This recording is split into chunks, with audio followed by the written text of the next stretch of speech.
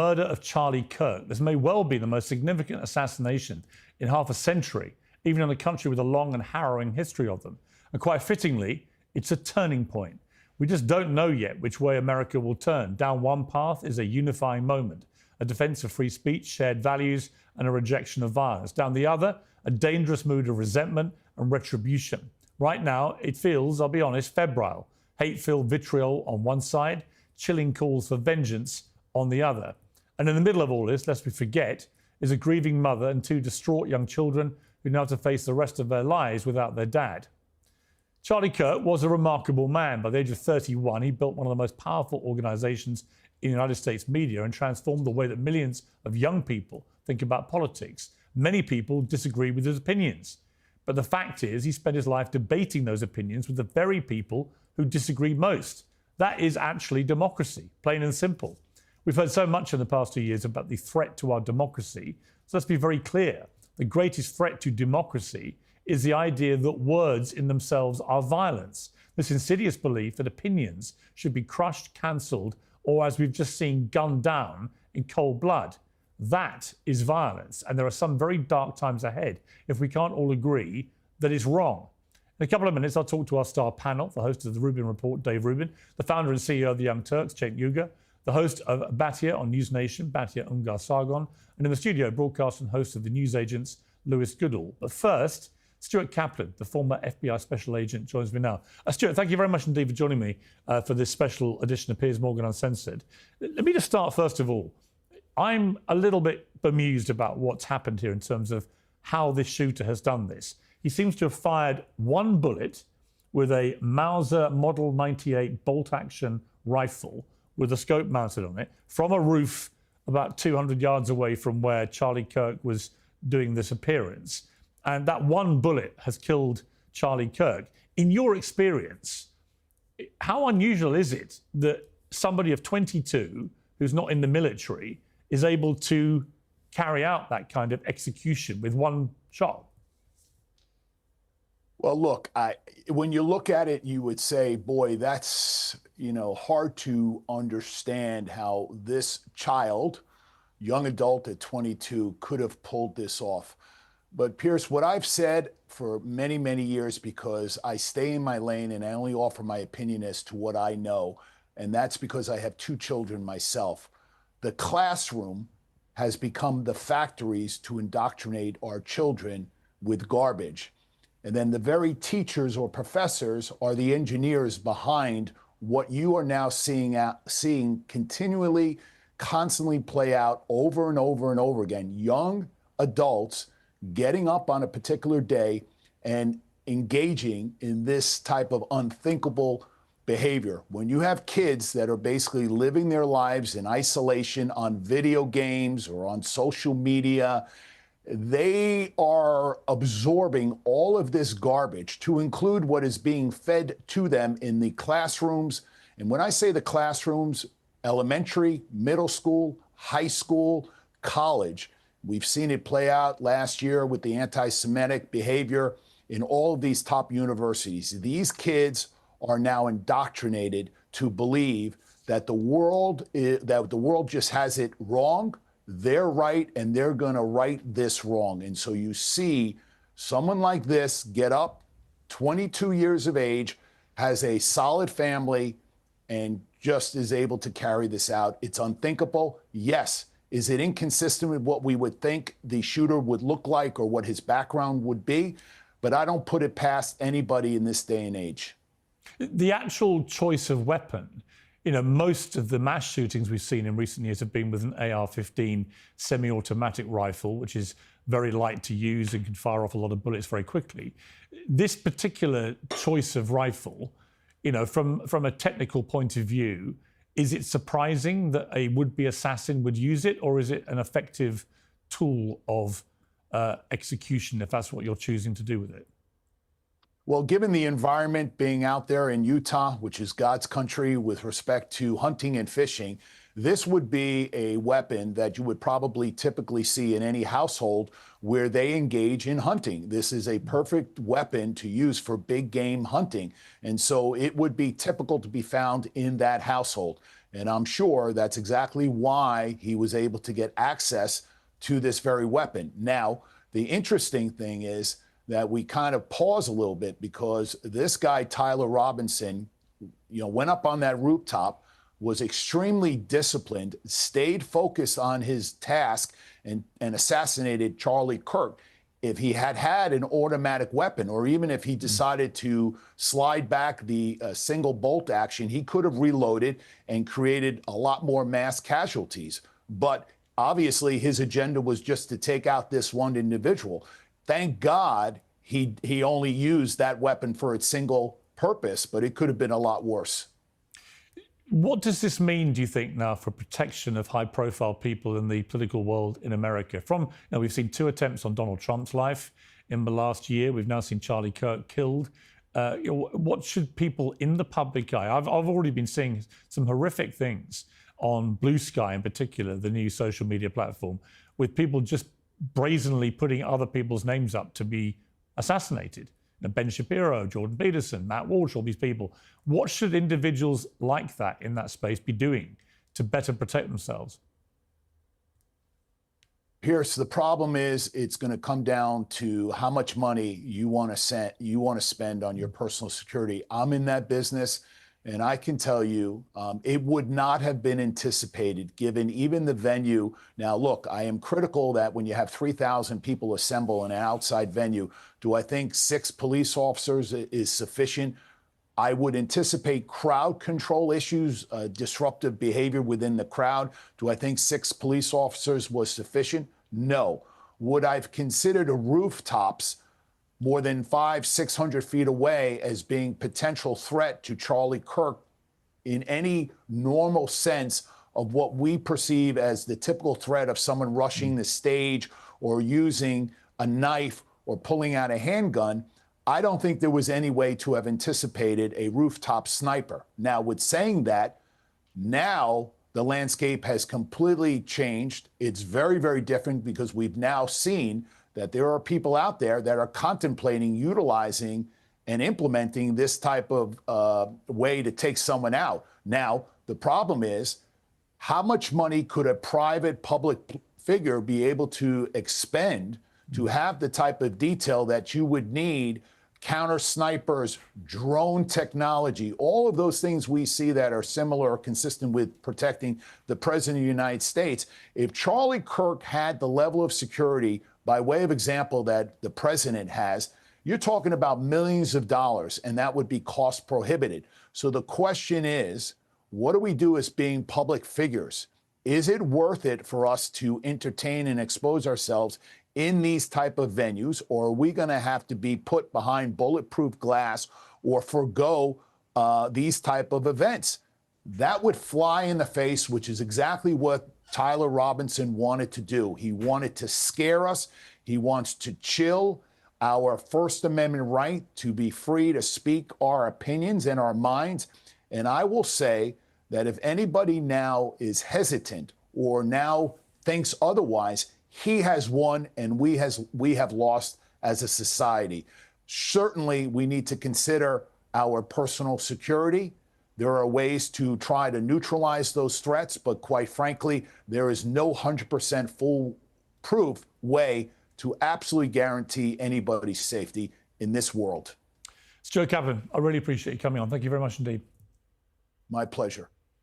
Well, let me turn now to my panel. A lot of different views here on politics we've all had over many years. I'm sure we're all joined by the same view that this is an absolutely appalling thing to have happened and that the consequence of it could be very far-reaching. Dave Rubin, let me start with you.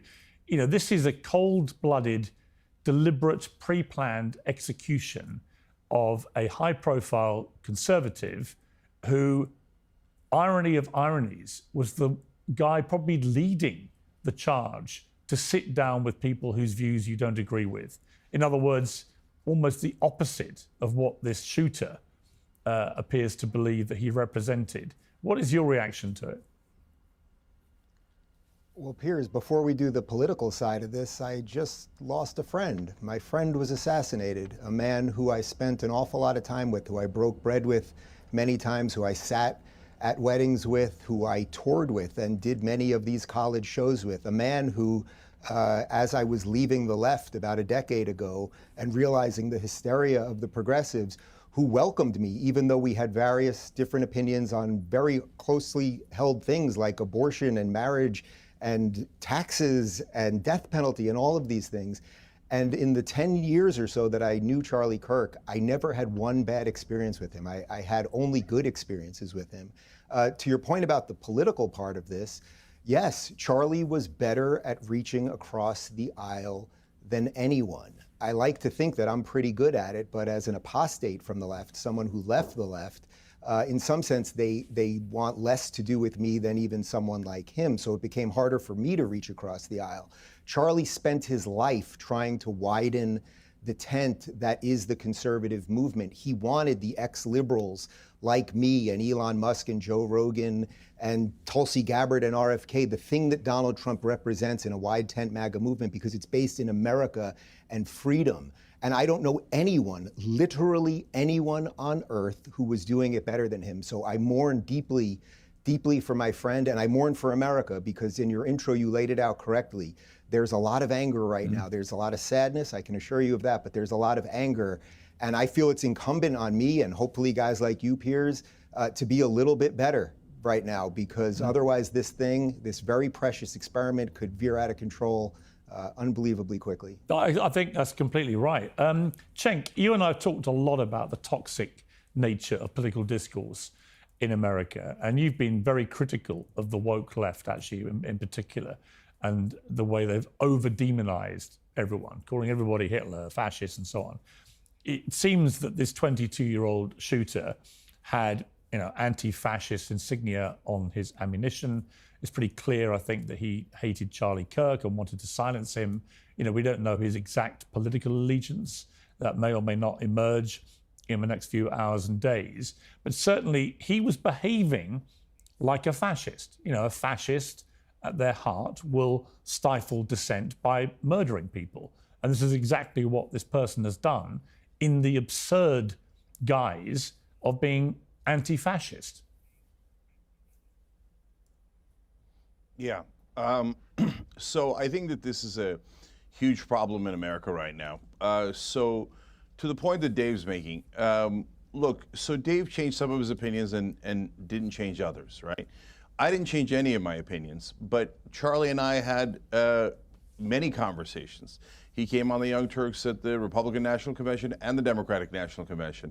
I went to America Fest. I got a lot of heat for going to America Fest, but the part of that's left out is that Charlie invited me to it. And not because I had changed any of my opinions, but because I hadn't changed any of my opinions. And then once we had those conversations, what we found out was, yes, we still deeply disagree on many things. State of race relations, power dynamics in America, I could go on and on, right? But it turns out we actually did agree on a bunch of things. Housing, paid family leave, how the American people are being taken advantage of by the powerful, corruption, all of these things. So you don't get to there unless you have conversations. So I know some on the right certainly were shutting down conversations earlier in my lifetime. Still some today are making that argument. And in their anger today, and then justifiable anger, some were talking about striking back. And then on our side, yes, there's way too much censoring, way too much never talk to anyone else, just stick within your own tribe. Well, how are we ever going to heal a country, especially if you're from the left, guys? We're supposed to be the side that has empathy. I'm not saying the right doesn't. I'm just saying that we historically have prided ourselves on having empathy and reaching out and having conversations and healing and uniting. So the way that this country is going and both sides are going is a deep, deep problem. And one of the issues, Piers, honestly, is media and algorithms. It rewards extremeness. And the more extreme you are, the more rewarded you are. And so we've got a way to fix that. If we don't fix it, the money and the spinning out of control of both sides' political fervor is going to be an enormous problem for this country. We've got to stop right now. Look, either we could use this moment to hate each other more, or we could use this moment as an inflection point to begin to heal and to unite and realize that we're all Americans together. There's nothing wrong with disagreeing, and we could say that fervently without crossing the line into hating each other, thinking that both sides are Nazis of some sort. And you're right, Piers, even I've gotten called a Nazi by some portions of the left for disagreeing on trans issues 5%. No, that's too much, guys. It isn't about me. It's about the hatred that gets built in and entrenched when we can't even talk to the other side and we can't see each other as fellow Americans. Batty, I want to play a clip. This is of Charlie Kirk on Piers Morgan Uncensored in November 2023. At the time, we just had the start of the Israel-Hamas war. I'd been defending Israel's right to defend itself at that stage. I've obviously become a lot more critical in this year, certainly. But at the time, he talked very pertinently about actually the left, and in particular in relation to campus colleges. Let's take a look. The very same people who've been behaving in this way, effectively supporting a terror group, have gone out of their way to deplatform and shame and cancel anyone who, mainly on the right, it has to be, so on the conservative side, who've deviated from their worldview. So free speech to them seems a very complex issue.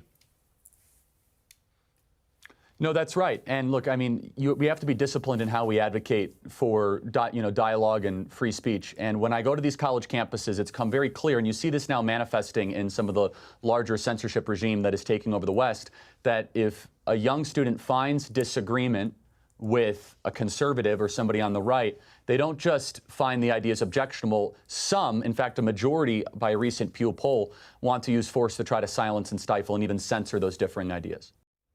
I mean, how prescient, Batty, those comments seem now, because that's exactly what has happened here.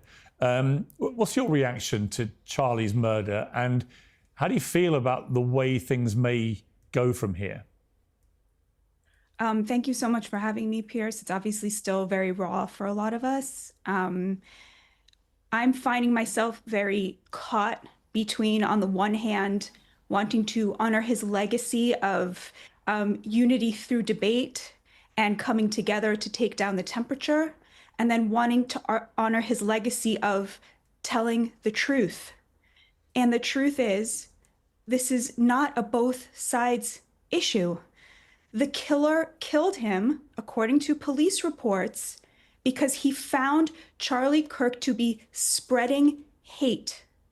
This is a view shared by every single prominent Democrat. Yes, there are people on Blue Sky advocating for violence, but what actually caused this was the utterly quotidian, utterly ubiquitous demonization of the political opposition from the left. And it has just led to violence because they said the other side were Hitler and Nazis. They said that speech is violence. To combine those two things together is to sign the death warrant of prominent conservatives. And that is what we are seeing again and again and again. And it is utterly facetious to suggest that there is any comparison between political violence on both sides. Every example they bring is not actually showing that, whether it's Governor Shapiro, whose attempted assassination was from a Free Palestine leftist, or whether it was the Minnesota assassinations, which were from somebody who said he was operating at the behest of Democrat Governor Tim Walz. There is a culture among Democrats at the highest level to suggest that their political opposition are a danger, and that suggests that their lives are forfeit. And I want to come together. I do. I love what Cenk said. It brought tears to my eyes. I had to reach for a tissue while you were playing Charlie's words. But at the same time, we cannot unite with people who are lying to our faces about who we are, who will not take responsibility for the fact that they suggested that we are Nazis because of totally legitimate views that reflect the majority of Americans. So what I say is, let the left say we were wrong. It is legitimate to vote for Donald Trump. It is legitimate to be pro-life. It is legitimate to believe that there are only two genders, and we were wrong to suggest that that was not the case. We were wrong to say that that is hateful. When they say that, I am waiting with open arms to take down the temperature. Lewis Goodall, you are on the left, and the one thing that's really struck me about this, I don't dispute for a moment that there are people on the far right that commit a lot of acts of violence and can be equally hateful. That's my personal view. But I have been truly shocked, genuinely truly shocked, by the sheer enormity of brazen, dehumanized calls on social media from people on the woke left, the sort of far left, which has been calling themselves progressive, but in my view are the opposite. But how they've reacted to Charlie Kirk's death, we've got a little mashup of some of it. Ding dong, the witch is dead. We think that Charlie Kirk just got shot in the neck. Ay, ooh, ah, ooh. I would say pour one out for Kirky boy, but I don't waste good beer on little bitches. Charlie Kirk just got put down like a fucking dog in Utah, and I could not be happier. I will not ever feel bad when bad people get what the fuck they deserve. Fucking stoked right now. You wanna know why I'm so fucking stoked? Fucking yeah! CK got AK'd. And he's gone. He did say that gun deaths were an acceptable side effect of gun rights. We got Charlie in the neck. We got Charlie in the neck. There are hundreds, thousands maybe, more examples like this. But we've seen teachers, we've seen hospital executives, we've seen people who want to run places like the Oxford University Union, for example, and so on, all coming out with similar gleeful celebration at the murder of a 31-year-old father of two young children. I find it utterly despicable, but also quite terrifying, actually, that they're so brazenly doing this. What is your reaction to that?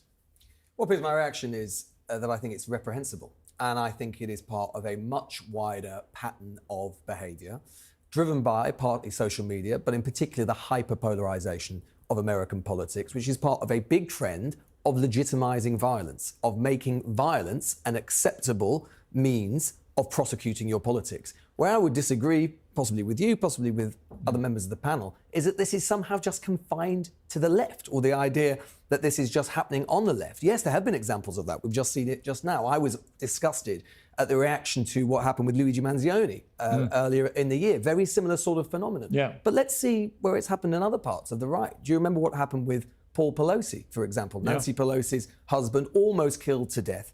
What was the reaction of not just some random left-wing accounts, not some teacher, not whatever, but Don Jr., Donald Trump Jr. He decided to put out a picture of a hammer and some underpants and say, I've got my Paul Pelosi Halloween costume tonight.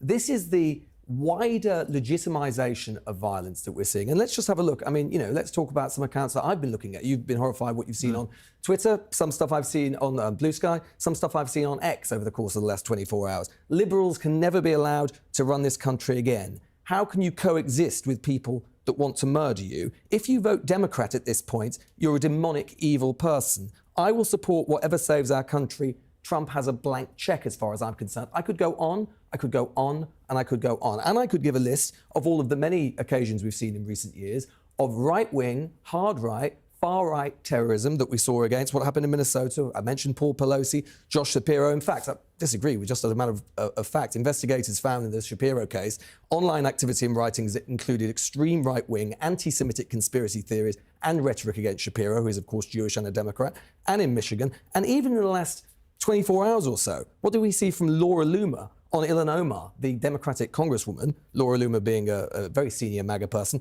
At the end of the day, everyone needs to realise that Ilhan Omar is a bloodthirsty Muslim terrorist sympathiser who has no place in our country. Her presence in Congress is a national security threat, and she's an enemy from within. So please, the idea that there is some sort of asymmetry on this, the fact of the matter is, America, and indeed the UK as well, we've got into a really negative cycle here, where basically the temperature goes up, and it goes up, and it goes up. And then sometimes some of the people who are responsible for that turn around and go, God, I can't believe it's so hot in here. Everyone needs to pull back from the brink. Social media needs to actually be reformed and needs to be changed. Elon Musk has been pretty responsible for some of this stuff that we've seen as well. So let's not pretend. If we pretend that this is just a problem of the left or of liberalism or of wokeism or whatever you want to say, this problem is not going to be any better or get any better. Let's use this as a moment for all of us to look within ourselves and decide to be better.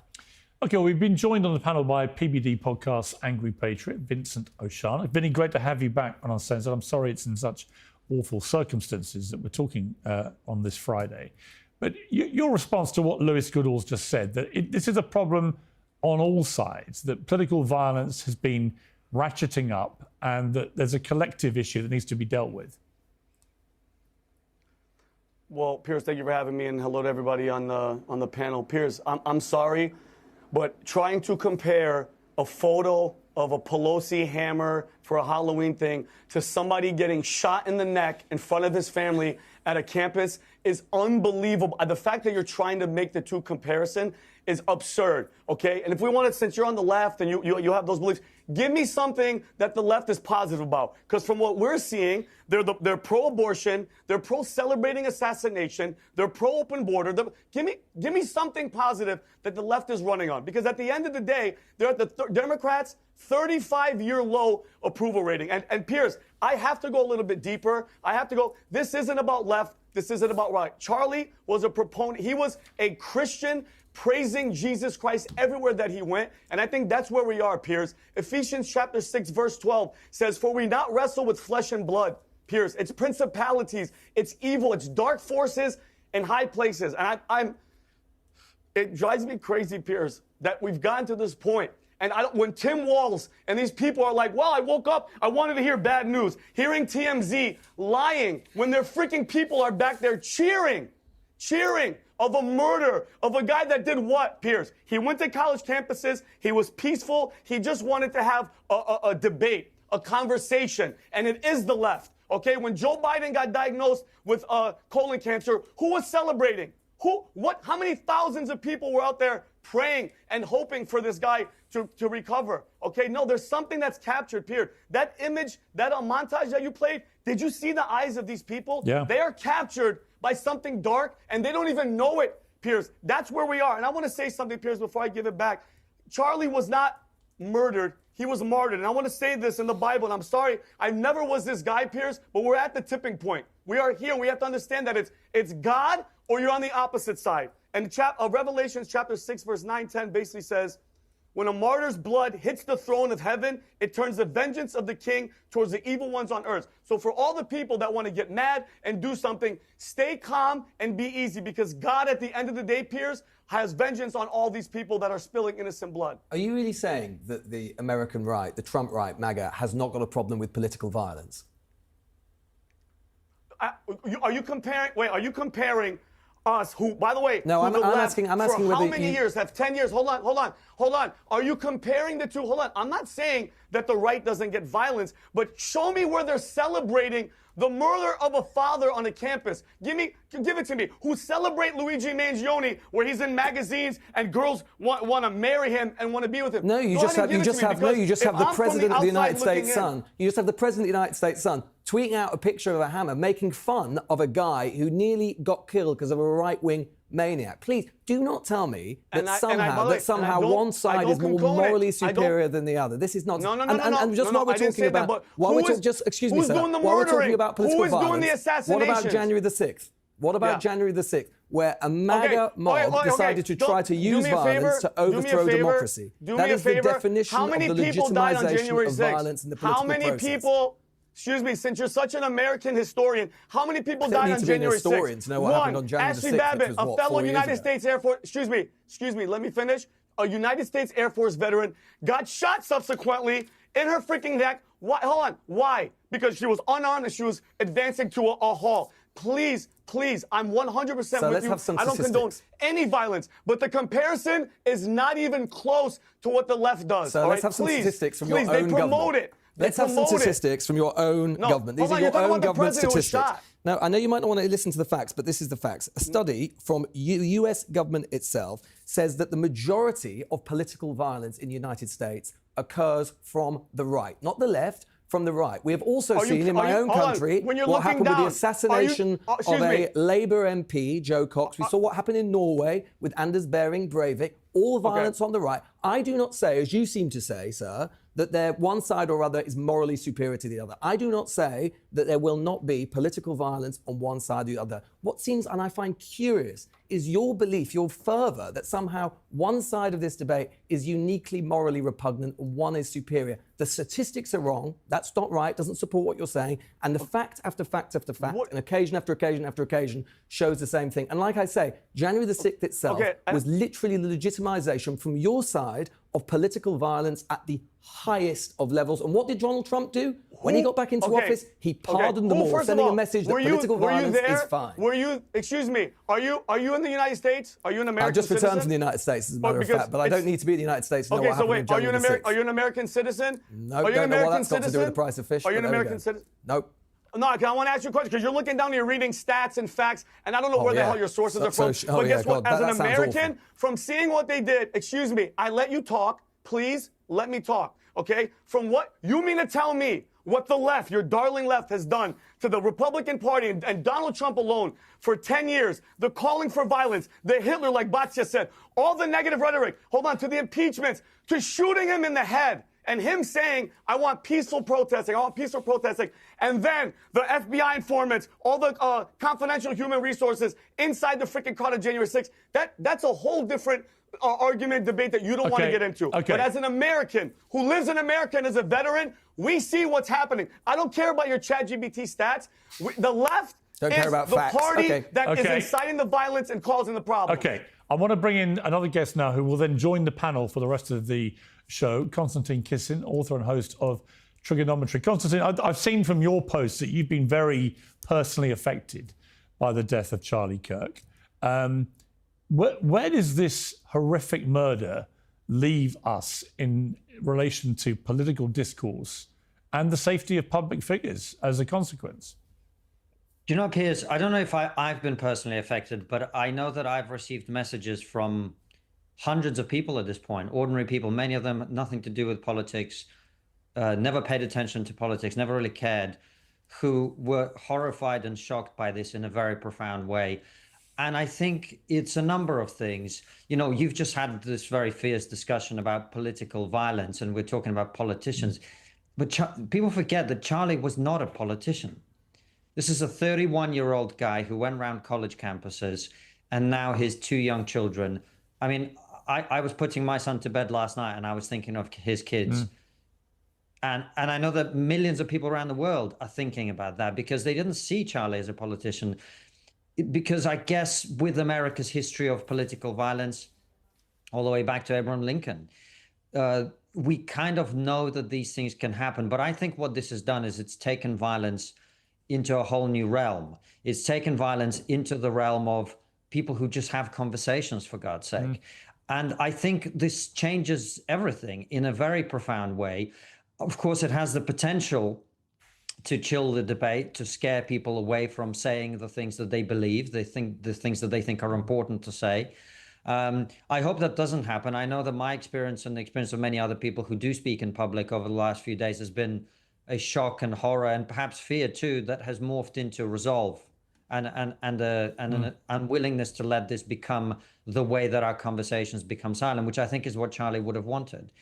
But as for the debate we've just heard, look, I'm in a very conciliatory mood, and I think it's important that we're all responsible with our words. But I found it difficult to sit there and listen to this preposterous conversation you've just had.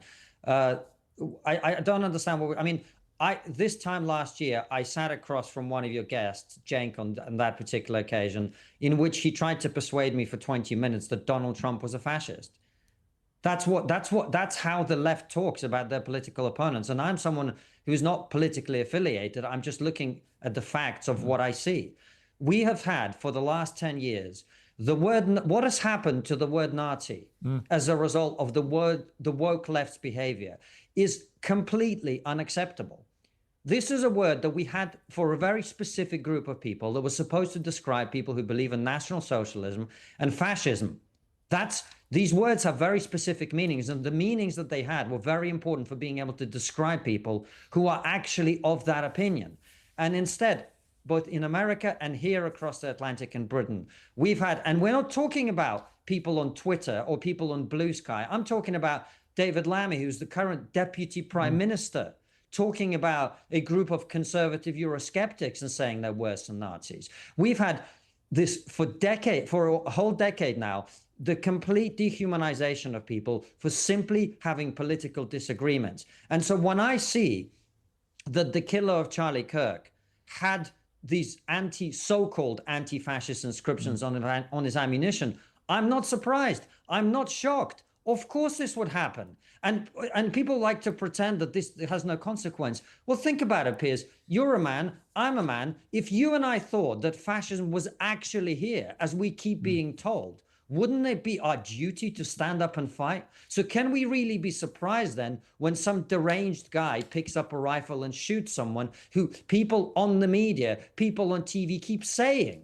is a fascist, keep saying is a Nazi? Is completely irresponsible. And I'll just make one other point on this, because, you know, we've had this conversation. Lewis has talked about, well, there's violence on the left and violence on the right. He's right, of course. There are deranged people on both sides. In a country with easy access to firearms, there will be that sort of violence like we've seen in our country. It's not just Joe Cox who's been killed in this country. We also had Sir David Ames, an MP, be killed in Britain too. And he was a member of the Conservative Party, killed by an Islamist, and on we go. But there's one thing that I've noticed. A great mentor of mine once told me, he said, Konstantin, the greatest insights come from looking at what is not there. And the one thing I have noticed that hasn't been there in my mind, you tell me if this is different for you, Piers, over the last few days, I've had no expectation that there would be burning, looting, riots in the streets, attacks on police officers across America or Britain or the rest of the West. We haven't seen any of that, and we haven't expected any of that. And that's because political violence has been normalized on these far extremes of the left. And when you see those people celebrating, what they are expressing is now a widely held opinion, particularly among young people on the woke left, that if they don't agree with somebody, if they're not getting their way politically, they're entitled to use violence to achieve their aims. We took cancel culture away from them when Elon Musk took over X and opened up the conversation and forced other social media platforms to open up the conversation. So now, instead of using cancel culture, we've got violence culture. And everybody has to pull back. And I'm not calling for any kind of censorship, because censorship will not solve this. But the people who have spent the last decade calling their political opponents fascist, Nazis, and so on, they have blood on their hands, and they need to look in the mirror now and stop. Yeah, I mean, Dave Rubin, I've been on this theme for a long time on this show.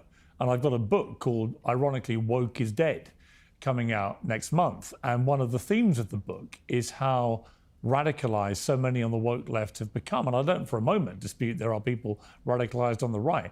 But as somebody who used to identify quite happily as a liberal, I found myself completely disassociated from the woke left in a way I just never thought possible, where people on supposedly my side would start to become science deniers, biology deniers, but also develop this incredibly hateful mindset that if you didn't go along with everything that they believed, you would be cancelled, you'd be destroyed, you'd be shamed, you'd be vilified. And now, as we've seen with Charlie Kirk, you will actually be murdered in cold blood simply for having opinions that they don't like. It is, as I said at the start of this, it's unnerving. It's quite scary, actually. And when you see those TikTok videos of them so proudly talking about this, joyously celebrating a murder like that, I really do fear about what is going on. Well, Piers, it's not even that it's about his actual opinions. It's about the opinions that many thought leaders on the left purport that he has, which are complete lies. So look, I am in somewhat of a reconciliatory mode here. So I'd like to ask Cenk, I have 10 headlines here he has put up about Charlie Kirk. They are on his channel right now, and let's see if Cenk believes that these are true. Charlie Kirk says prominent black women took white people's spots. Charlie Kirk boasts about his all-white basketball team. Charlie Kirk gives piggish advice to high school girls. Ex-employee exposes Charlie Kirk's grift. Charlie Kirk embarrasses himself. Charlie Kirk's brain melts explaining anti-vax conspiracy. Charlie Kirk rants about women in their 30s. Charlie Kirk has literally no clue how the real world works. Charlie Kirk gets triggered, declines appearance over pronouns. Charlie Kirk doubles down on women-hating backlash. I am telling you, Piers, Charlie Kirk was one of the best human beings I ever met. He did not have a bone of racism, misogyny, or anything else in his body.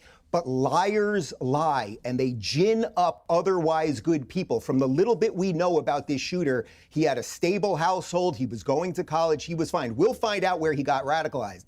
But please, please, let's not pretend we don't know where this stuff is coming from. And please, let's not pretend that this thing is going both ways, because it is absolutely not. I also have well, you know what, Cenk, I'll ask you a question directly, actually. Do you think Charlie wanted to be martyred? Do you think Charlie wanted to be martyred? Do you think Charlie wanted to be killed? Yes or no? Of course not. What kind of asinine question is that? You don't? You don't? Because that's pretty interesting. Because here's a video of you, Cenk, talking when Charlie was at a breakfast. For these guys, and they don't deserve it. But I do also want to point out, as they're in the middle of crying now, although Charlie was smiling ear to ear throughout the entire video, thinking, yes, I'm now the victim, and I'll get to claim that my rights have been abridged. Did you catch the beginning of that, Cenk? Listen, we'll do it again. No, I didn't, and that's totally out of. No, we're not going to do it again. Totally out of context. I don't even know what the hell you're talking about. No. Listen, brother. Are you trying to get harm for on 1 me? second. Is that what you're trying to do, clown. you loser? Jesus Christ. No. I'm trying to do expose conciliation, exactly except what this people guy, like you look at the have last done. two things that your last two guests said. Piers. Jesus, no, what they said was, yes, unbearable. we should have reconciliation, but it is not without any contrition, right? It's not without a mea culpa. Charlie was accosted by Antifa at a breakfast in Philadelphia, and the video that I just played is you with a cartoon of him as Charlie Brown saying that he would love to be martyred so he could be the victim. Well, I guarantee you, his wife, who now doesn't have a husband, and his kids who don't have fathers, did not want him to be martyred. What you just played isn't what It's exactly what you said, brother. It's exactly what it was. Let's do it again. No, it isn't. We just heard it. We just heard it. It's not? All right, so it's not? No, let's do it again. Cut this crap out. Come on, no, we'll do it again. Piers, can we talk about reality? This is something he's going back to like 10 years. Well, I think Cenk should be allowed to respond. What I said there. And they don't deserve it. It allows for easy martyrdom for these guys, and they don't deserve it. That was when Antifa was going after him at a breakfast in Philadelphia. Okay, so let's let Cenk respond to that. No, that was about words, you moron. Okay, Jesus Christ, man.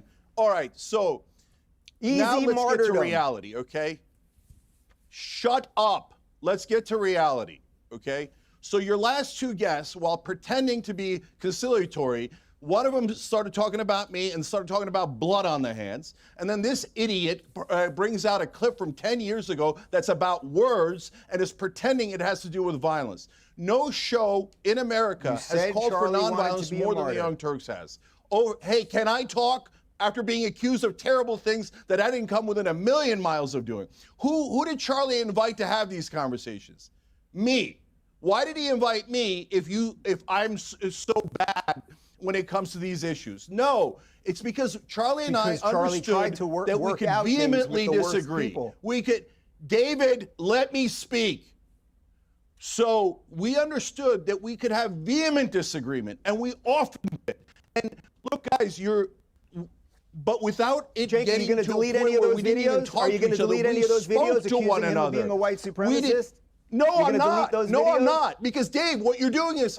Dave, will you let me talk? Do you think he was a white supremacist? Piers. Was Charlie a white supremacist? No, was listen Charlie to me. Listen to me. Well, if you're not going to let me answer, what the hell's the point of this? Okay, listen. Well, you won't delete them. So do I still disagree with the things that Charlie said? Of course I do. I'm not changing my opinion on that. And all the titles that you just read were very normal political disagreements. In none of the titles were there call for violence, because there never is on the Young Turks. And I abhor what happened to Charlie. I met his wife This is a human being. Look, guys, there's two things that I propose. You guys can go back and forth. Do those headlines imply that Charlie's a racist or a misogynist? Yes or no? No, now I talk. Now I talk. Oh, they don't? Enough with the accusing and then not letting me talk, okay? So listen, this whole idea, both sides are blind. And Piers, you know this better than anyone. I call out Biden and I say, "Our Democrats, are you crazy? He's obviously old. He's obviously lost his faculties," right? And now this absurdity about how the right are all angels. Are we kidding? You guys didn't see January 6th? You didn't see them attacking cops, raiding the Capitol, chanting, "Hang Mike Pence, hang Mike Pence." But that leads to my point, not that the right is more guilty. And I'm sickened by the trend that has now appeared on the left of violence. I'm sickened by it. So I'm proposing two things, guys. Well, no way should we ever shut down speech. No way. Not right-wing speech, not left-wing speech. You don't shut it down with the government, and you don't shut it down with violence. So first thing is easy. The second one is hard. The first one is on all of our shows, as we do every day, call for nonviolence. The minute you see someone saying something violent, say, "Don't do that." That is unacceptable. That is not who we are on the left. That is not who we are on the right. That is not who we are as Americans. You can say anything you want. For example, did Charlie say things that were anti-Muslim? He did. Did I still talk to him? Yes. And I got heat for that. But guys, we're never going to convince each other if we never talk to one another. And now, if we start killing each other, it's madness. There's nothing wrong with disagreement, but there's something terribly wrong with violence and shutting down conversations. And then the hard one.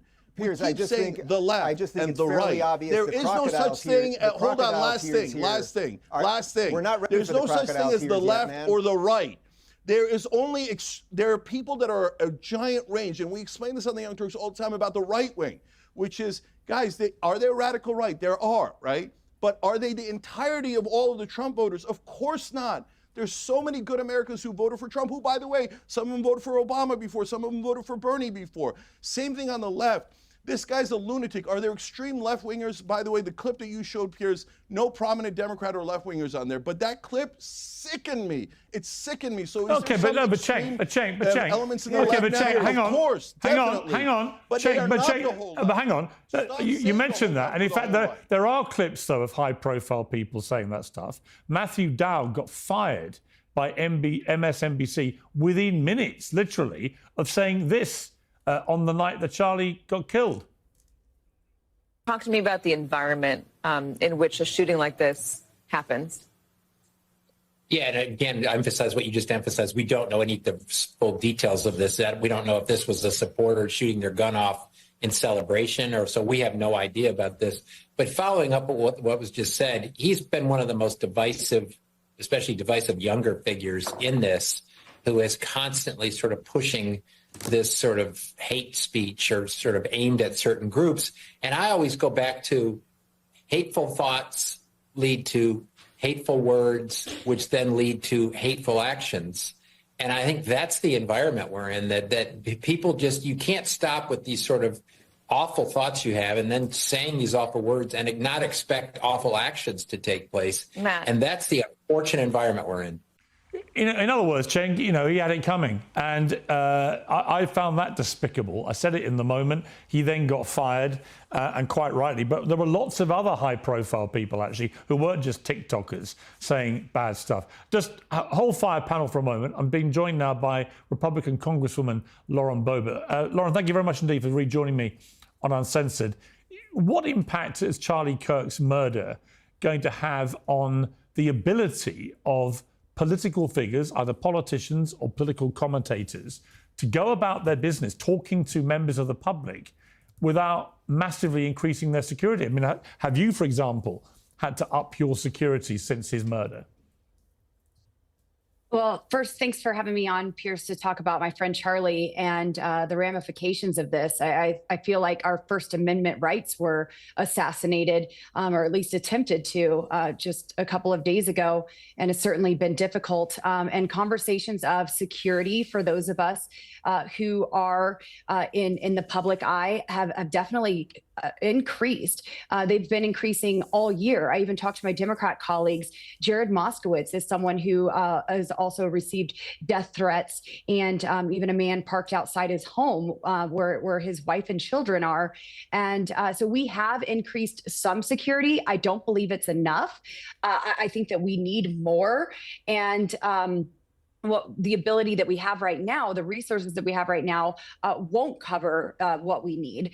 But it's not going to slow us down. I'm not canceling events. I'm continuing to go exactly where I was scheduled to be and talk to folks. It would be a dishonor to Charlie if I were to close my mouth and sit back and quit now. We have got to continue forward in this movement that he really pioneered the way for, and continue to speak truth. Charlie would bring on his adversaries, folks who disagreed with him, and have that dialogue, have that debate and that discussion, and give them a platform. Even certainly, Charlie has given me a platform over the years, but he gave folks who completely opposed his point of view a platform as well to express that. And I believe that through his vision and his faith, we will continue to see that with the millions of young people that he has touched. I hope that there are 10 million Charlie Kirks who are born from this moment. But certainly the political violence, it has to stop. And we've been saying this for years now. You could have compilation after compilation of Democrat politicians saying to get in their faces, to take them behind the barn and punch them in the face, and all of these things by elected leaders. You are called to lead, and you're telling your constituents, your voters, and your followers to actually be aggressive physically. And this is just unacceptable. This is not something that you hear from my conservative colleagues. And, if they do say it, I absolutely condemn that. But this is a time for truth and for standing up. And of course, there are concerns. Listen, Piers, we had a mandatory in-staff meeting that was called by the Sergeant at Arms at the House of Representatives. They flew to Colorado to meet with all of my district staff. And it was announced in that meeting that I am number 3 on their list for targeted members of Congress. And, we certainly have increased security since then, but it hasn't stopped. And even to add to that, this week, I would have never expected any kind of calls coming into my office or emails of a threatening nature. And we have sent in more threats to Capitol Police and FBI this week than in the past couple of months, and maybe even longer than that. And so, when we're hearing things like Charlie Kirk rightfully was murdered and you should be too, this is what has to stop. And I would have never expected Americans to continue down that path, be joyful that such an amazing Christian, faith-filled father, friend, man, leader was assassinated, executed in front of our faces, and they would continue with that rhetoric and rejoice in it. This is a disgusting, dark time, and I hope that we could bring light and joy and true unity. We don't need an enemy to unite around. We live in America, which is the greatest country. Sorry, but this is the This is the greatest country, and we have so much to be grateful for and honor and respect one another. That alone should be what unites us. Lauren Boebert, thank you for that. Very fascinating, disturbing actually, that you've had more threats since Charlie Kirk was murdered than you have done for many months. I found that a particularly disturbing thing that you revealed there. But I appreciate you coming on Uncensored. Thank you very much. Thank you, Piers. Well, to go back to the panel, I mean, Batia, the thing we haven't discussed in all this, I guess, is the guns. Obviously, every time there's a big action of gun violence, there's a big debate about it. It's well known that when I was at CNN, got into many debates about this. I got into debates with Charlie about guns. In fact, he tweeted something which, now you look at it and you sort of wince when you read that. Hey, Piers Morgan, I thought guns don't save lives. And actually he was talking about an Uber driver who'd had a concealed carry weapon which saved his life. So Charlie and I debated guns. We came at it from different perspectives. And I respected that, and he did. And he then came on my show to talk about other things. So we didn't let that mean we couldn't debate things. Where are we with guns in America? I sort of felt I learned the lesson when I was debating with the NRA and so on. This is an American problem that can only be resolved by Americans. It's not a UK problem. And actually, we used to all have guns in Britain, and we gave them all up. So we don't have a gun violence problem here. Certainly nothing that could be compared to the United States. But, you know, there's always this is not the right time to discuss it, but people are discussing it. What do you feel about the guns debate in this? Oh gosh, I feel like it's so irrelevant. I mean, one side of the political aisle in America is heavily armed, and it's the other side that commits the vast majority of political violence. You know, there's a tacit admission from the left that their side is the violent side, because if somebody, God forbid, if a big left-wing influencer, God forbid, was killed, what they would be doing immediately is boarding up every single major city in America, because there would be rioting and looting. People would die. We know that tens, if not hundreds of people died during the BLM riots. And obviously, none of that has happened, and none of that is expected to happen, despite the fact that the right, whose avatar was just murdered in cold blood, is heavily armed, right? So there is this tacit understanding from the left, even as they call the right the source of all the political violence, and fascists and Nazis and what have you, that actually the right will not pick up their arms and turn on their leftist neighbors, right? They rely on the forbearance of their conservative neighbors, who are much more heavily armed, not to actually take revenge. And we all know that this is happening. They just won't admit it.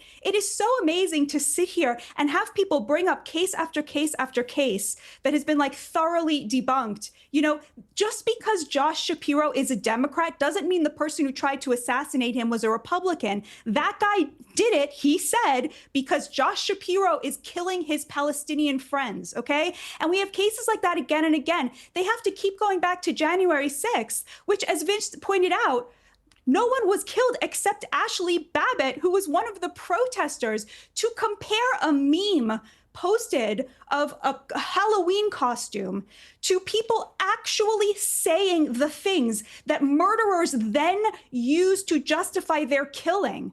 Like the guy who killed that couple outside the Jewish Museum in DC, or like this killer who killed Charlie, saying the exact same things you hear from the most prominent Democrats is facetious. It is facetious to compare an actual justification for murder that turns into murder with a photo that gets posted. And this is why conservatives are so frustrated, because they know that even as the left is demonizing them, the left is tacitly acknowledging that they're not actually in danger from their conservative neighbors. Lewis, I know you've got to go. Vinny's had to go as well, sadly. Lewis, you've got to go soon. Just final words from you. Have you been influenced at all by anything you've heard tonight? I sort of feel, and maybe we all are, maybe this is the problem, Piers, as if I'm living in a different world here. A world where the only invective that we ever hear, the only hostile language, the only violent language, and indeed call to arms, come from one side of the political debate. I would just go back to this point. US government figures show that a majority of political violence, politically related violent incidents actually come from the right, not the left. Now, I'm not sat here saying that there isn't a problem on the left. I've been the first one, quite literally, to say that. But by definition, if there are politically inspired violent incidents on the right, then what is causing those? Are they all just nutters? Are they all just mad? Or how can it be that the left-wing ones are the ones who are inspired by language? Something must be happening and causing the right-wing violence. And so by definition, presumably, that must be something that is happening in terms of the language of the other side. No, and just let me finish. And I think we heard from Kristen earlier as well, when he said the left have imbibed this idea that to get what you want, you are able and should be able to use violence. I mean, come on. Yeah, go back to January the 6th, because MAGA at that moment quite literally decided to use violence to overturn an election result. And let's just talk about violent language as well for a second here. From the very, very top, Donald Trump, fight like hell. If you don't fight like hell, you're not going to have a country anymore. Rudy Giuliani, let's have trial by combat. Republican Representative Mo Brooks, today is the day American patriots start down taking names and kicking ass. On the Michigan Governor Gretchen Whitmer kidnapping plot, instead of condemning it, didn't condemn it. What did Trump do? He said, maybe it was a problem, maybe it wasn't. She locked down her state. Even on Mitch McConnell, his own Senate Majority Leader Mitch McConnell, on Truth Social, Trump said McConnell had a death wish for supporting bipartisan legislation. If that's not legitimizing violence, then I don't know what it is. Konstantin, your response to that? I have to agree with Lewis. He is living in a different reality, one that has no connection to actual reality. But what's wrong? What are you talking what's about? Incorrect about what I've just said, You're Konstantin? comparing somebody saying fight like hell in the context of a political campaign In the context of a with lie what where I you tried to explained overturn earlier. a democratic Lewis, election. can I That's speak the now? definition of Are you far-right capable behaviour. of listening to an alternative point of view, or I'm do you have to incapable of shout listening down? to Well, nonsense. shut up then. Shut up and listen if you're capable of it. Now, you can't compare somebody saying fight like hell in the context of a political campaign with what I explained earlier, which is when you call people Nazis. The campaign was over. Shut up and listen to an alternative opinion. Why is it that you people have a complete inability to listen to opinions that you don't like? Why can't you just sit there and actually hear what I'm saying?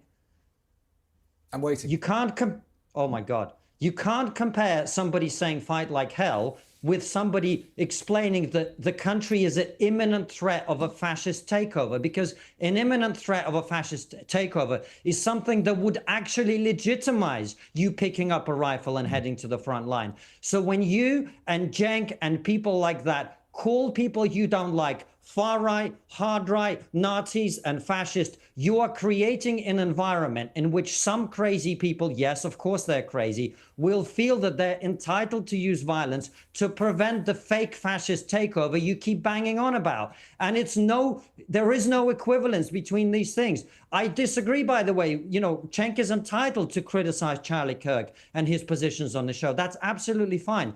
But when you label and smear people as fascists and Nazis, that is taking it to an entirely different level. And that is where I hope there would be some self-reflection. But I'm not seeing any on this panel tonight, I'm afraid. No, and it's interesting, you know, I remember the Madison Square Garden rally just before the election. And I went to that because I'd never been to any political rally for anyone. But Trump said, why don't you come down? I went down. And I was really struck by the fact that it was being branded by the left, from Hillary Clinton to MSNBC and others, as a neo-Nazi rally. They compared it to one in the 30s at the Madison Square Garden, which was indeed a neo-Nazi rally. And I thought then it was incredibly dangerous, but also incredibly stupid. There were many Jewish people in the audience. There was a Holocaust survivor, a prominent one, in the audience. Donald Trump, his son-in-law is Jewish. His daughter converted to Judaism. The idea that he is the new Adolf Hitler has always been utterly preposterous. But to take your point, Konstantin, I completely agree. If you are telling people all the time that Trump is Hitler and his followers are Nazis or fascists, then it makes absolute logical sense to a warped mind that they should be stopped, and that the only way to stop fascists and Nazis is with violence. And actually, in their heads, they are doing society a favour. This is the right thing to do. So the over-demonisation constantly of Trump in particular and people that support him, I've always felt is extremely dangerous. Are we saying that Donald Trump has never demonised his opponents? Not at all. And in fact, I completely agree with you when you say that there are many examples on the right of violence amongst the far right. But I do think that there is just over-demonisation from everybody. And it does lead disturbed minds to believe they are doing the right, good thing. You know, I haven't heard what this shooter has to say. Apparently he's not cooperating with authorities now. He's got lawyered up and is now saying nothing. But, you know, if he was to say, I believe that Charlie Kirk is a fascist and that Donald Trump is a fascist, and I was doing this to save America from fascists, then you could understand how his diseased mind is viewing this. And it will be because, Lewis, he has heard repeatedly on the airwaves for a decade now that that is the case. Well, sure. But my point is this, Piers.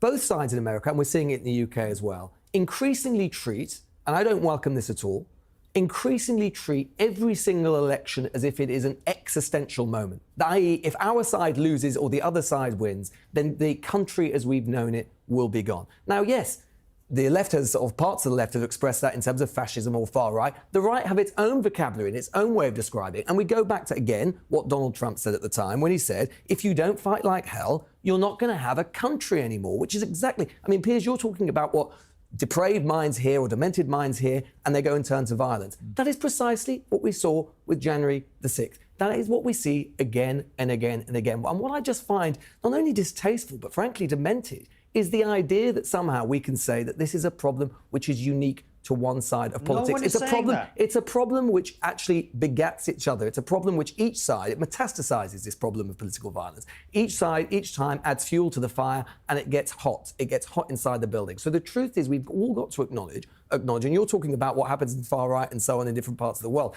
We're braced in London right now for what might happen tomorrow in terms of violent protests on the streets of London with Tommy Robinson. We saw what happened in terms of violent protests all throughout the course of the last year. This is a problem which happens on the left, and it is a problem on the right, and it must be acknowledged in order to do anything and something about it. Okay, Lewis, thank you for joining us today. I know you've got to leave us, but we really appreciate it. I'll come back to the panel for more in a moment. We're going to be joined now by Alex Marlow, the close friend of Charlie Kirk, Breitbart editor and host of the Alex Marlow podcast. Alex, first of all, my deep sympathies to you as a friend of Charlie's. I wasn't a friend of his. I knew him. I'd interviewed him a few times. I had a lot of respect for the extraordinary empire he built for himself. And I had a lot of respect for the fact that he would willingly, regularly go into the heart of the people that vehemently disagree with him and have open debate and do so often very respectfully and politely, but he would allow them to challenge him and he would challenge them.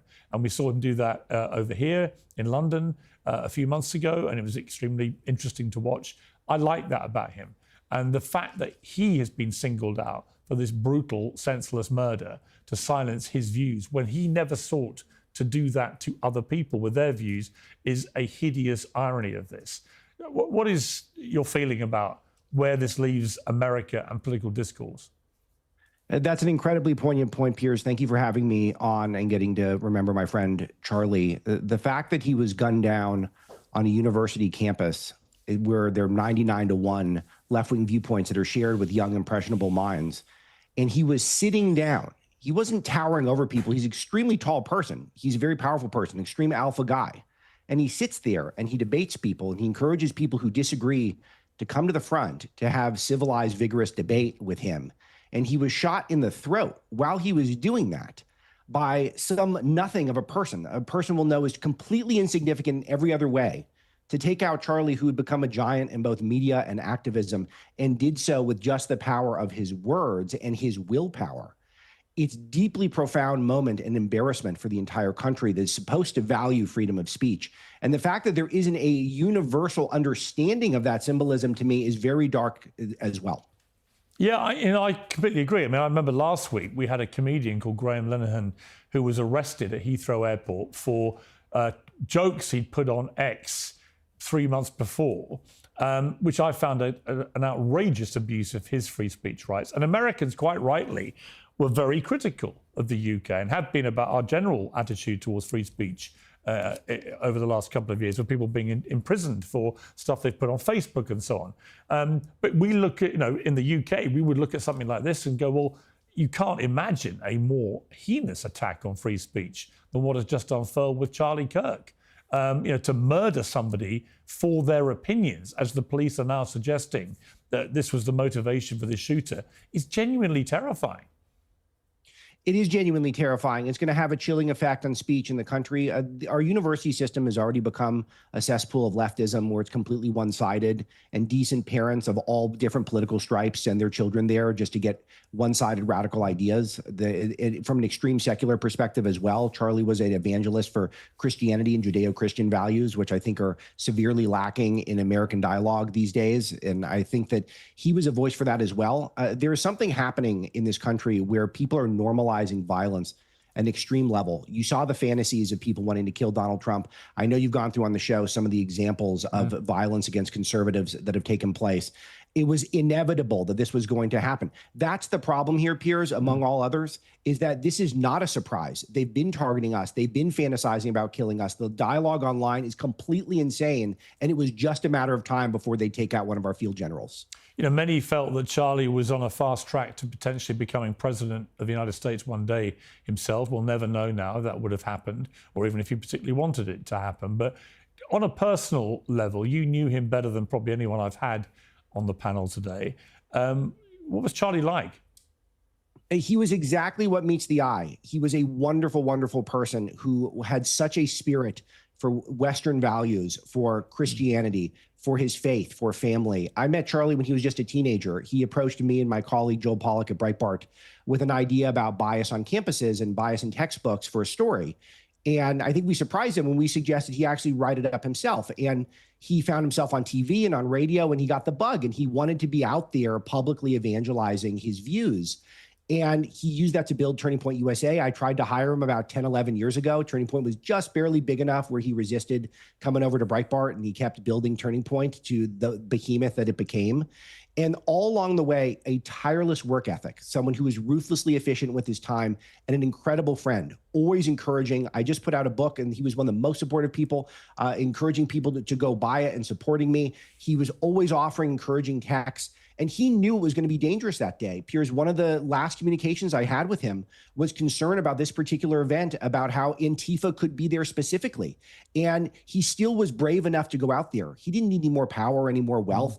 He just wanted to bring the message that he believed in. He believed he was put on earth to convey to people who needed to hear it. He was a good man. He was a pure man. He was not a drinker or a smoker or a cavorter.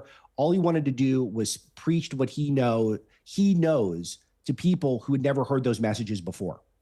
Alex Marlow, thank you very much indeed for joining me. I appreciate it. Let me go back to the panel here. Dave Rubin, I thought he summed it up well there. There's a massive loss here on a human level of a very bright, successful young man who, like you said, he didn't smoke, he didn't take drugs, he wasn't a party guy. He was committed to his beliefs, and he was committed to spreading the word of his beliefs, but also allowing people to debate with him about those beliefs. That's what a democratic society should be about. And yet here he is now, dead at 31, because somebody was incapable of listening to his beliefs without wanting to kill him. Yeah, Piers, look, this is a guy, I don't talk about it that often. I happen to be gay. It's not a big deal. I've been married for over 10 years. And I've sat with Charlie and my husband and his wife and talked about marriage and talk about the differences there and all of those things. And we talked it out. That's what Charlie was great at. I do have to say, though, on the political side of this, for where this conversation has got heated, it seems to me that everyone agrees that Donald Trump is not Hitler and his supporters are not Nazis. So with that in mind, I'd like to read some other headlines. These are video titles from Cenk's channel. And if in the spirit of reconciliation, maybe he wants to delete these things. Trump cuts anti-Nazi program. Trump spreading Nazi propaganda. Nazis encouraged by Trump's Charlottesville response. Trump defends Nazis, very fine people. That is the biggest political hoax ever. Trump retweets a neo-Nazi again. Trump disappoints neo-Nazi supporters. So these things don't come out of nowhere. I only blame one person at the end of the day for these murders, which is the crazy person who does the murders. But pretending that what is wildly asymmetrical, I think I have laid that out with evidence here, pretending that it's symmetrical is deeply, deeply dangerous. Piers, you know this because we've discussed it on my show. Even on your show, you have found it way more difficult to find rational, decent people on the left who will explain themselves thoughtfully and calmly and everything else, while the panoply of people you get on the right who shouldn't even be on the right, I would say certainly someone like me, I don't know exactly where Batya considers herself, but people with a variance of political opinions that now broadly are part of the MAGA thing is because of what I just read you, the endless hysteria of the left that has ginned up people to do crazy things. It's not to say you can't say the worst things. You want to say the worst things? Donald Trump's a Nazi. It's so tough to say. You want to say that? Go ahead and say it. It falls on the person who pulls the trigger. But if we're all sitting here saying, yeah, it's not true that Donald Trump's a Nazi and it's not true that his supporters are Nazis and he's not Hitler and all of those things, well, then before you get to reconciliation, a little bit of a mea culpa by some of us might be valuable. Cenk? Yeah, I mean, look at this. This is disgusting.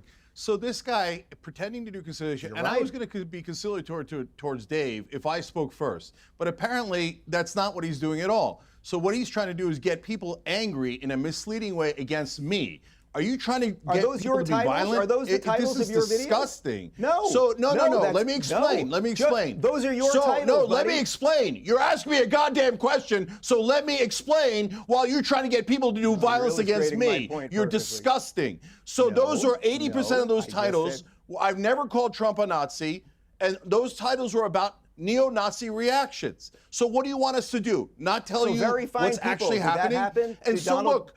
Did Donald Trump side with neo-Nazis? Yes, he the did very say fine that. people incident So- in Charlottesville? So He- as no, he did it. Piers, as we've how about you explained handle on the this Young one instead of giving it Turks, to me? Piers, Can you I wanna just handle this one? talk? So this monster What did is Donald trying to egg on violence What did Donald as we Trump speak, say after very and he fine won't people? even let I'm me not talk. talking about the neo-Nazis or the white supremacists who should be condemned completely. It's the biggest debunked conspiracy theory of all time. You're still pushing that now? You're still pushing the very fine people hoax listen, now? I'm what- shocked even for you. Dave, Dave, shut up and let me answer your stupid question. So on that day, which now we're going back to that for no goddamn reason other than you're trying to get people angry at me for misleading things. I'm reading your titles. You should be angry at your titler. He did. Shut up and let me answer. So did he say there are very fine people on both sides? He did. So that's a fact. Now, who was he referring to? As we've explained on the Young Turks, he might have been referring to the people who were in favor of the Confederacy and came out there to support Confederate generals. I didn't find that to be any better. Those people were in favor of slavery. Those people lynched black people. So I'm not going to ever cheerlead for them, and I'm not ever going to shut Jake, up in the very about next the terrible sentence, in the things very that next sentence, did he some say, I'm not people on talking the about the right white say. supremacists So or you're the not going to get me neo-Nazis to who should be shut condemned up, totally. and you are against speech, and you're the one trying to smear people. So let me be super clear, and let me outrage reading your everyone titles, on all brother. sides, and then try to bring people together. You've already talked. So now, look, if you're on the left, I'm going to say something that's going to piss you off. So Charlie said things that were against Muslims. I'm from a Muslim background. Laura Loomer has said tons of things against Muslims. Ben Shapiro has, etc. So what? We fight back with words. Now, Dave is trying to say, don't fight back with words. Don't fight back at all. The left should unilaterally surrender. No. Hell no. That is But you fight completely back not with what I words. You said. don't Piers, fight is back that with what I violence. said? That's insane. That's insane. Shut up.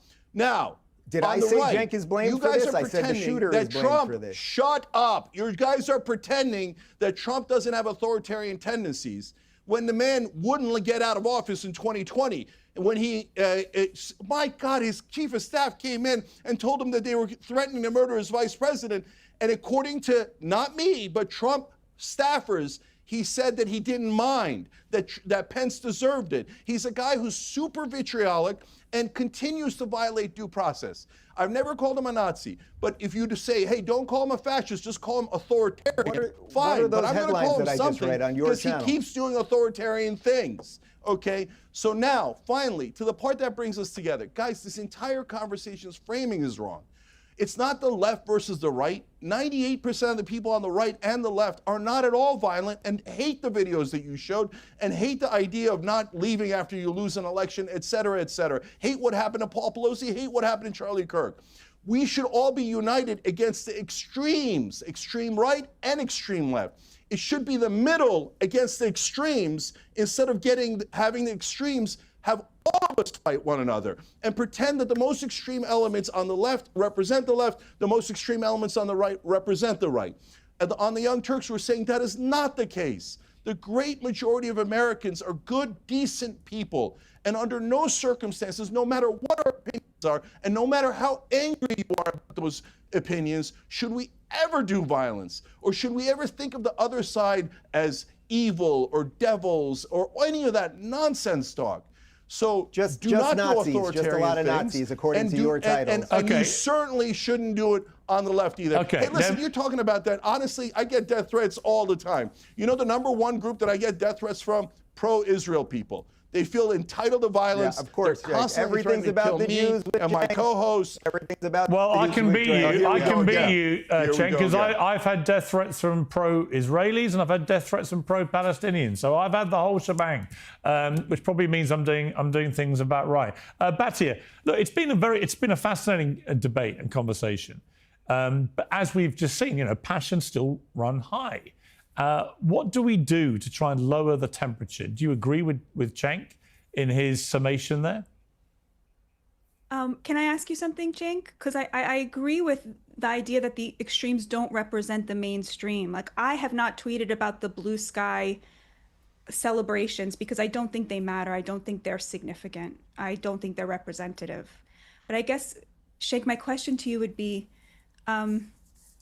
when a shooter repeats the exact phrasing or language that is in the mainstream on the left, whether it's the guy, in DC outside the Jewish museum who was chanting Intifada revolution and that's why I did it, or whether it's this guy who his family said that he said Charlie Kirk is hateful and hate speech and a danger, which is stuff that you hear very much from mainstream Democrats. When language that is in the mainstream on the left is repeated by killers, does the left not then, the mainstream, have an obligation to do some soul searching about that kind of language?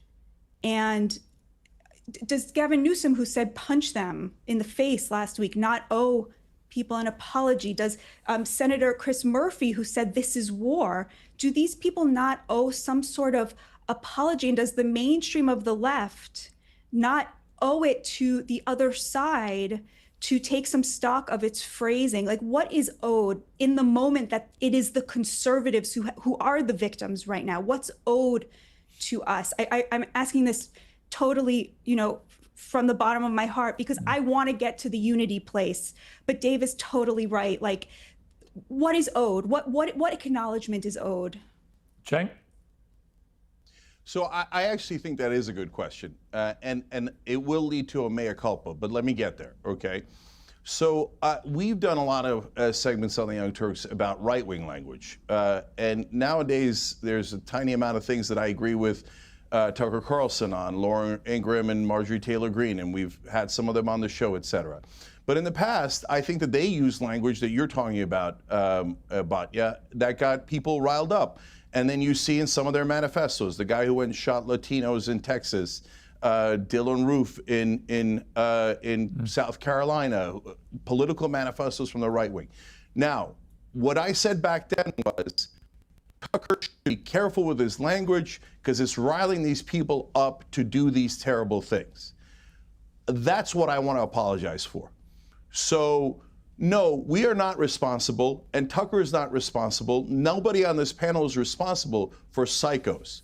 We have to make our political points. We cannot stand down. And there's nothing wrong with the fights that we have on political stuff, right? And so we have to value freedom of speech. We have to have those conversations. We have to meet in the battlefield of ideas, right? And I can't go and say, hey, I'm adamant about this, but Tucker was adamant about that, and he's wrong and I'm right. No, we are not responsible for the actions of extreme people. But we do have so when I said to the right wing, you guys are responsible for those words, that's what I'm apologizing for. Okay. No, we are not responsible, none of us on the right or left, for the actions of these guys. But guys, I've got to jump in, Cenk, because we're actually... But we've all got to say on our shows, stop the violence. No, I agree with you. Look, we've run out of time because it's a live show. I've only got 5 minutes left. I've got Reverend Franklin Graham waiting. I want to thank my panel. You've all been great. It's been a really fascinating debate about all the issues here, and I really appreciate you taking so much time to be with me. Thank you very much.